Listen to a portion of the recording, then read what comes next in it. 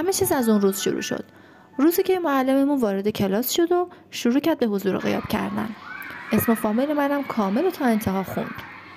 کاری که تا حالا هیچ کدوم از معلمام انجام نداده بودن. بعد از اون بود که بچه‌ها شروع کردن از من سوال و جواب کردن. ببینم تا حالا نگفته بودی که اهل تهران نیستی؟ من که هول شده بودم و نمیدونستم چی باید بگم، با منمن جواب دادم چرا ما اهل تهرانیم.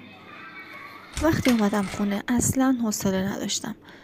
تکلیفامو با بی‌حوصلگی انجام دادم. خیلی فکرم مشغول بود تا اینکه موقع شام شد. اشتها نداشتم که غذا بخورم. مامانم که زود همیشه حال و احوال منو متوجه میشه ازم پرسید چی شده عزیزم؟ از وقتی از مدرسه آمدی خیلی ساکتی، اصلا صحبت نمی کنی. من که انگار منتظر فرصت بودم تا درد دل کنم، ماجرا رو برای مامانم و بابام تعریف کردم. با دلداریای مامانم یکم حالم بهتر شد، ولی این وسط پدرم به فکر فرو رفت. بعد از اون جریان دوستام که حالا دیگه آخر فامیلی ما فهمیده بودن دائما منو با آخر فامیلیم صدا میکردم و من از این موضوع خیلی احساس خجالت میکردم.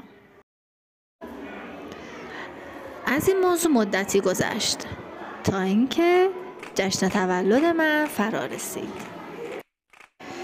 مهمونی خیلی خوب برگزار شد.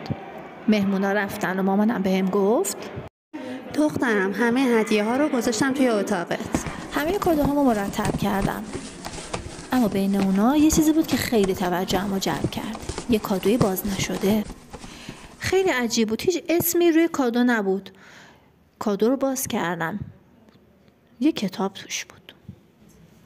کتاب رو میز گذاشتم و با خودم گفتم حالا فردا سر فرصت نگاش میکنم ببینم چی توشه. رفتم رو تخت دراز کشیدم که ناگهان صدای صحبت کردن چند نفر توجهمو به خودش جلب کرد. یه ذره که دقت کردم متوجه شدم صدا از توی کتاب میاد. همین که کتاب باز کردم خودم وسط یه مجلس درس دیدم. مباحث گروهی بود و استاد داشت شاگرداشو راهنمایی میکرد. از یکی پرسیدم اینجا کجاست؟ اینجا مجلس درس علامه قطب راوندی از عالمان بزرگ شیعه است. چه عجیب، تا حالا این اسمو نشنیده بودم. دختر گلم، 3 فعالیت قرآنی مورد نظر را با توجه به توضیحات گفته شده انجام دهید.